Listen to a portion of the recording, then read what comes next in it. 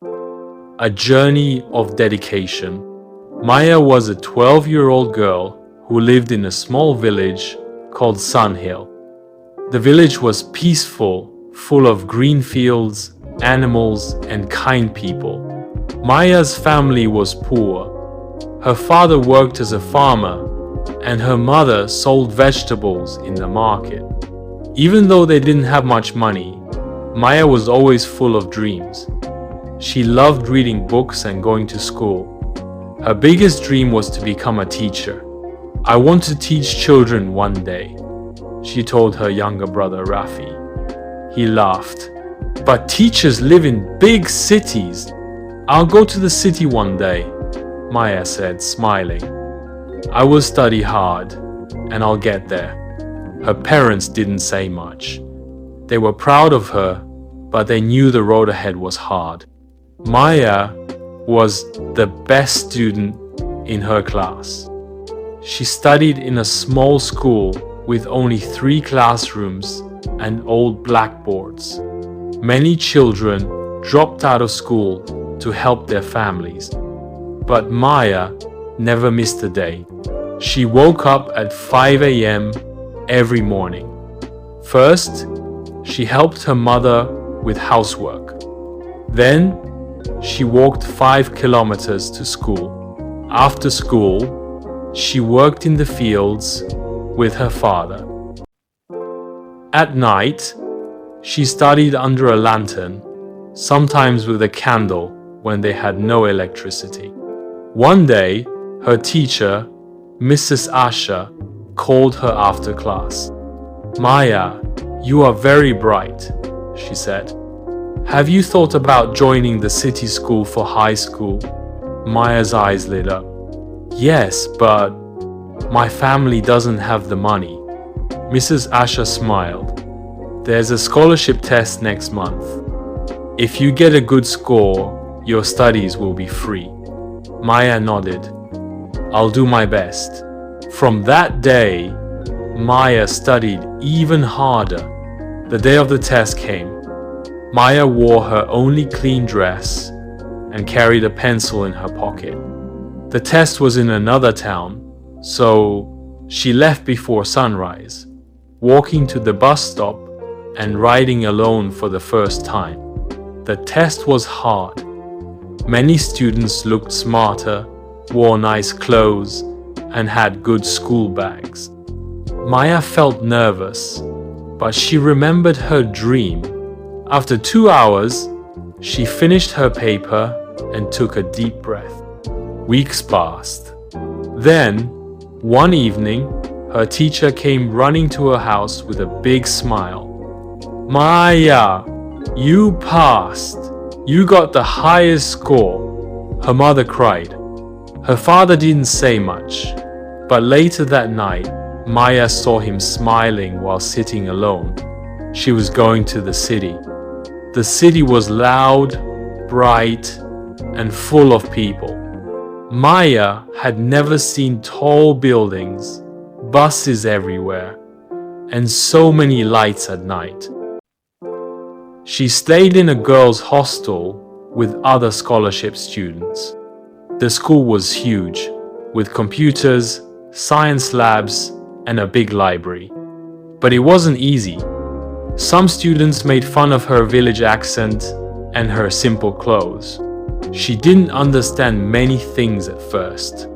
The lessons were faster and the books were harder. She cried once in the bathroom where no one could see her. But Maya didn't give up. She remembered her parents working hard. She remembered the muddy road to her old school. She remembered the nights with only a candle to read. So, she studied harder. She asked questions when she didn't understand. She read extra books from the library. And slowly, she began to do better. One day, her math teacher said, "Maya, you explained that problem better than I did." She smiled. She was growing. Years passed. Maya finished school with top marks. She was offered many courses for college engineering, business, science. Everyone expected her to choose something that would make her rich. But Maya remembered her dream. She wanted to teach. So she joined a college to study education. Some people were surprised. Why be a teacher? You can do something bigger, they said. But Maya only smiled. Teaching is big, she replied. During her college days, she volunteered to teach in slum areas. Many children there didn't go to school. Maya sat with them under trees, teaching letters and numbers with chalk on the ground. She saw herself in those children. After college, Maya had many job offers. Some schools in the city wanted her to teach, but she chose to go back to Sunhill. When she returned to her village, people were shocked. The little girl who once walked to school barefoot was now a grown woman, dressed neatly and carrying books. She visited her old school. The building was still the same. The blackboards were still old. The children looked at her with wide eyes. "Are you really a teacher?" one boy asked. "Yes," Maya smiled. "And I've come to teach you." She spoke to the village head and soon started a small learning center. She didn't wait for money or permission. She started under a tree, just like before. At first, only a few children came, but Maya made learning fun. She used stories, games, and songs.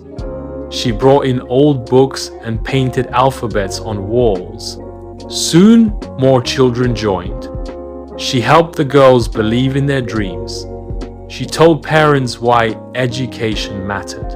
Slowly, the village began to change. Some older girls who had dropped out came back to study. Maya trained them to be teachers too. The government noticed. They sent funds to fix the school.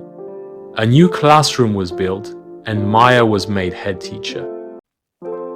But Maya didn't stop there. She started evening classes for adults who couldn't read or write. Even her father joined. "You're my teacher now," he said one day, smiling. Maya laughed. "And you're my favorite student." Years passed. Maya's school became one of the best in the area. Children from nearby villages came to study there. One day, she received a letter. It was from the president's office. Maya was invited to the capital to receive the National Teachers Award, a great honor. She wore a simple sari and traveled by train to the city. As she walked onto the stage to receive her medal, she remembered her first walk to school, the scholarship test, the city hostel, and the tree where she began teaching. In her speech, she said, "I am not special. I am just a girl who didn't stop trying. All children can shine if someone believes in them. My teachers believed in me. Now, I believe in others." The whole room clapped. Maya returned home with the award, but she didn't hang it on the wall. She placed it in the school so the children could see it. "It's not just my award," she said. "It belongs to all of you." She kept teaching, learning, and growing. Some of her students became doctors, engineers, writers, and yes teachers. One of her students, a young girl named Alia, asked her one day, "Mom, don't you get tired?" Maya smiled. "Yes, sometimes. But when I see you learning, I feel strong again."